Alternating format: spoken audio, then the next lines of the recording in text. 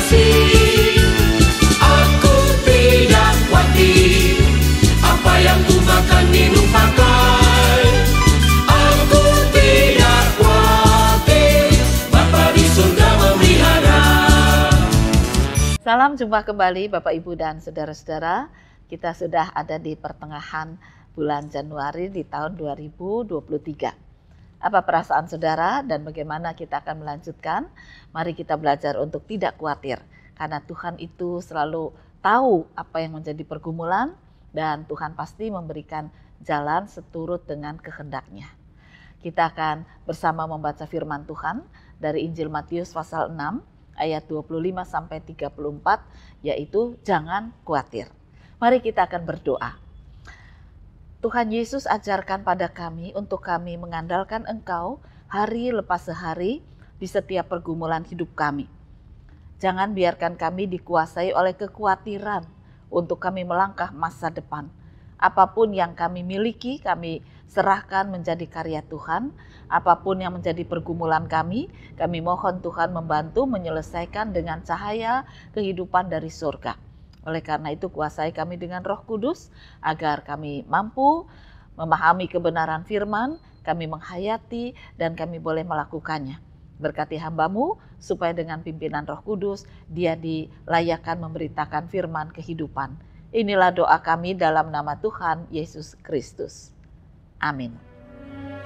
Karena itu aku berkata kepadamu, janganlah khawatir akan hidupmu, akan apa yang hendak kamu makan atau minum. Dan janganlah khawatir pula akan tubuhmu, akan apa yang hendak kamu pakai. Bukankah hidup itu lebih penting daripada makanan, dan tubuh itu lebih penting daripada pakaian? Pandanglah burung-burung di langit, yang tidak menabur, dan tidak menuai, dan tidak mengumpulkan bekal dalam lumbung, namun diberi makan oleh Bapamu yang di sorga. Bukankah kamu jauh melebihi burung-burung itu? Benar, Tuhan. Siapakah di antara kamu yang karena kekhawatirannya dapat menambahkan sehasta saja pada jalan hidupnya? Dan mengapa kamu khawatir akan pakaian? Perhatikanlah bunga bakung di ladang yang tumbuh tanpa bekerja dan tanpa memintal. Namun aku berkata kepadamu, Salomo dalam segala kemegahannya pun tidak berpakaian seindah salah satu dari bunga itu. Jadi jika demikian Allah mendandani rumput di ladang yang hari ini ada dan besok dibuang ke dalam api, tidakkah Ia akan terlebih lagi mendandani kamu, hai orang yang kurang percaya? Sebab itu, janganlah kamu khawatir dan berkata, apakah yang akan kami makan? Apakah yang akan kami minum?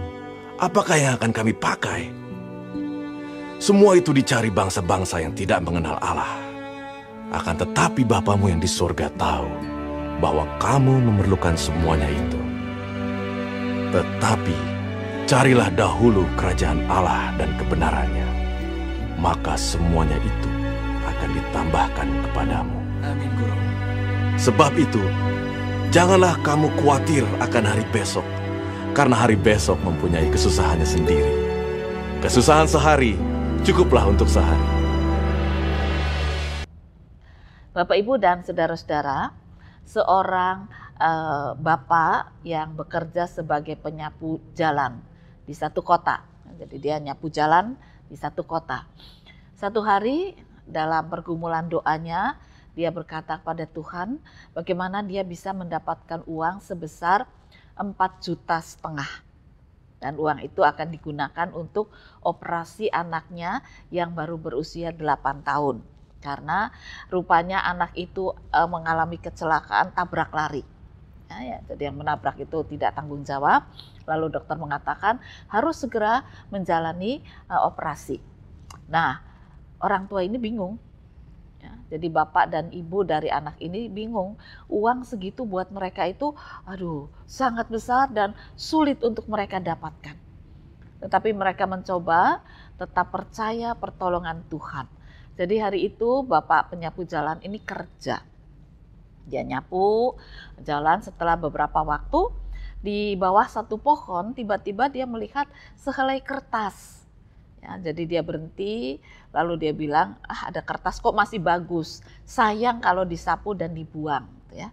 Tapi kemudian dia pikir, namanya kertas ya sudah, dia sapu saja. Sapu. Kertas itu kena angin, balik lagi pada dirinya. Dia bingung, dia pikir apa lagi nih kertas. Ya. Dia hanya meminta dalam doanya, Tuhan itu buka jalan dan buka jalan. Disapu lagi kertasnya. Nah, masuklah ke keranjang sampah.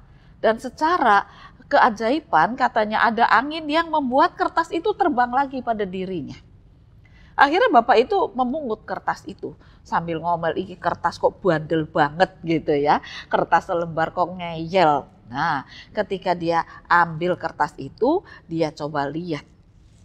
Anda tahu, ternyata sebuah cek dengan nilai 5 juta. Bapak itu kaget.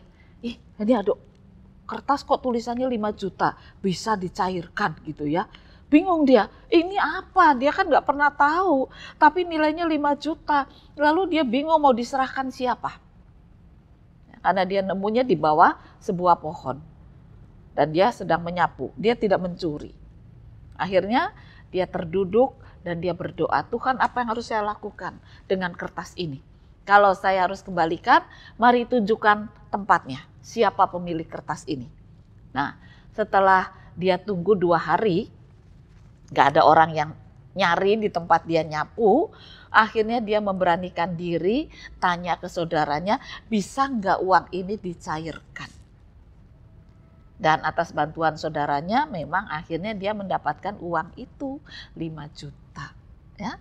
Lalu anaknya bisa dioperasi. Dan ternyata operasi selesai, katanya dokter dan rumah sakit, biayanya tidak sampai 4 juta. Jadi dia masih punya sedikit kelebihan. Wah, dia senang, istrinya tuh senang, ibu anak ini. Anaknya juga senang. Tapi kemudian suami istri ini berdoa, Tuhan, saya sudah memakai, saya tidak tahu ini uang siapa. Saya sudah salah. Ya. Tapi itu cara Tuhan untuk menolong anak saya bisa operasi. Kami bersyukur, kami berterima kasih ada keajaiban ini. Tapi tentu pemilik uang ini mencarinya. Ya. Oleh karena itu saya mau pergi ke polisi, saya mau lapor. Nah, akhirnya dia lapor polisi. Dia bilang saya sudah pakai sebuah cek, saya nggak tahu punya siapa, dan nilainya 5 juta. Polisi mengatakan, ada orang lapor ke sini, tapi kami nggak tahu kamu yang menemukan. Nah, mana uangnya? Sudah saya pakai. Wah, polisinya kaget, kamu bisa dihukum. Siap, Pak. Yang penting anak saya sudah menjalani operasi dan menuju kesembuhan. Saya siap di penjara. Polisinya kaget juga. Ini bagaimana? Apa-apaan nih ceritanya kayak drama. Lalu pemilik uang itu ditelepon, dipanggil, dan bapak ini ngaku apa adanya. Saya sudah tunggu 2-3 hari saya nyapu, enggak ada orang cari, lalu anak saya operasi, lalu saya cairkan, saya minta maaf. Lalu bapak itu mengatakan, saya akan mengganti, tapi saya nyicil. Ya, gaji saya sebagai penyapu jalan juga nggak besar, tapi ya saya usahakan saya bisa nyicil. Nah, bapak pemilik uang ini ternyata seorang pengusaha besar. Ya, dia pada awalnya marah, tapi setelah mendengar cerita bapak ini, dia akhirnya membuka hati. Dia katakan, Bapak seorang yang percaya pada Tuhan Yesus, saya juga. Mari kita kerjasama.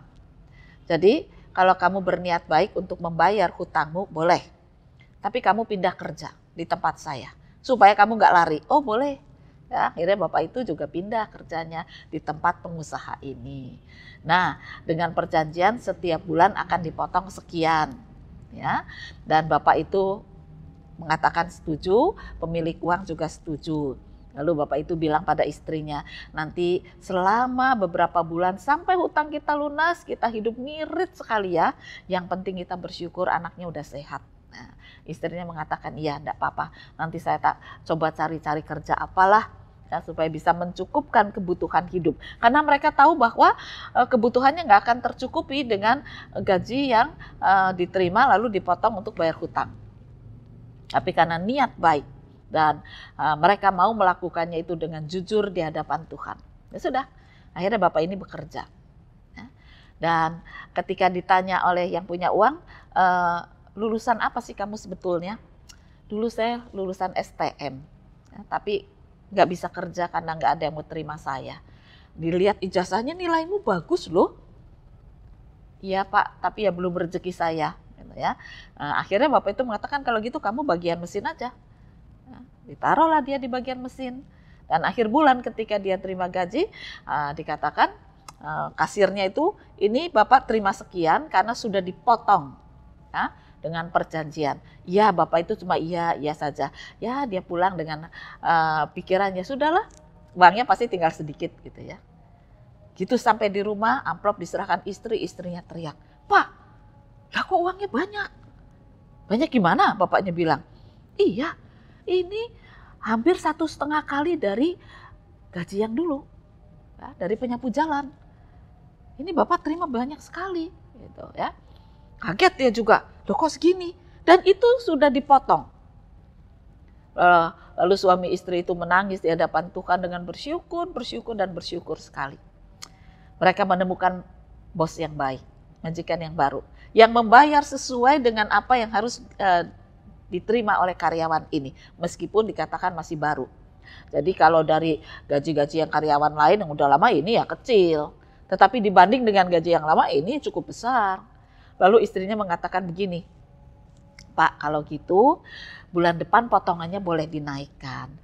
Kita tuh kalau beban hutang rasanya gimana gitu ya. Toh gaji ini udah cukup untuk bisa hidup, ada sisanya. Jadi bulan depan kita lunasi atau kita bayar cicilan lebih besar.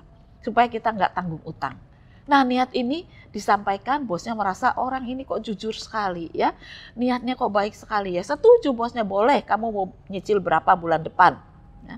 Jadi dihitung dalam waktu sekian bulan itu hutangnya lunas. Dan itu terjadi. Setelah hutangnya lunas, lalu bos itu mengatakan kerjaanmu bagus. Sekarang setelah hutang melunas, kamu saya naikkan jabatannya. Saudara, rezeki itu datang dari Tuhan. Cara Tuhan ajaib. Kertas kecil kok ikut terus gitu ya. Ditaruh tempat sampah balik lagi. Taruh tempat sampah balik lagi. Kok ya ada angin yang menerbangkan gitu. Tapi itulah rancangan Tuhan. Karena Tuhan tahu orang ini jujur. Orang ini niatnya baik. Ya kalau orang ini niatnya nggak baik pasti Tuhan juga nggak kasih. Tapi Tuhan tahu iman orang ini adalah iman yang baik. Dan dia percaya bahwa seluruh kehidupannya akan dijamin oleh Tuhan. Nah, kita belajar saudara-saudara, kehidupan memang tidak mudah. Tetapi ketika kita jujur di hadapan Tuhan, niat kita baik, maka firman Tuhan mengatakan jangan kamu khawatir. Apa yang akan kamu makan, kamu minum, kamu pakai. Burung di udara saja didandani oleh Tuhan. Diberi rumah walaupun kecil, mereka harus berjuang, ambil satu lembar, entah itu kapas kecil, batang padi, atau rumput, atau juga kadang-kadang saya suka lihat ada daun-daun, itu untuk buat sarang. Dan mereka hanya bisa bawa satu-satu, nggak bisa bawa saombyok tuh nggak bisa. Ya, burung tuh bawanya satu-satu sampai jadi sarang. Sudah ada sarang, nanti ada telur, nanti ada anak, dan itu berarti makannya harus banyak. Tetapi mereka tetap bersuara indah. Ya, burung-burung itu bersuara indah mengungkapkan syukur. Perjuangan luar biasa. Apalagi kalau ada ular-ular jahat ya, telur-telur itu bisa saja dimakan oleh ular. Tapi toh mereka terus bersuara indah, menyampaikan rasa syukur karena mereka tidak khawatir akan masa depan. Nah, oleh karena itu mari sekarang kita belajar. Kita tidak tahu ekonomi dunia di tahun ini seperti apa. Tetapi kalau kita sudah punya kejujuran dan niat hidup yang baik, maka kita tidak perlu khawatir. Mungkin kita hanya bisa menikmati beras dengan lauk yang sederhana. Mungkin kita tidak bisa menikmati beras, tetapi masih ada makanan lain yang cukup untuk gizi dan mengenyangkan. Bahkan ada orang-orang tertentu itu nggak boleh makan nasi, ya, makannya ubi sama kentang. Nah kita yang bisanya beli ubi sama kentang jangan sedih, jangan nangis. Orang yang bisa beli beras saja karena kena sakit nggak boleh beli beras, nggak boleh kamu makan nasi. Ya, kamu makannya ubi atau kentang atau singkong. Nah, orang yang cuma punya singkong atau ubi malah nangis. Bilang, aduh aku makannya begini. Nah orang ini sudah makan nasi tapi kena sakit. Jadi mari kita belajar bersyukur seperti burung ini. Mereka kerja keras, tapi selalu bersuara indah karena ungkapan syukur. Dikasih suara indah, dikasih hati indah, dikasih pikiran indah, dikasih hidup indah oleh Tuhan. Nampakkanlah itu dalam keindahan hidup hari lepas sehari. Jangan khawatir, pasti rezeki Tuhan buka.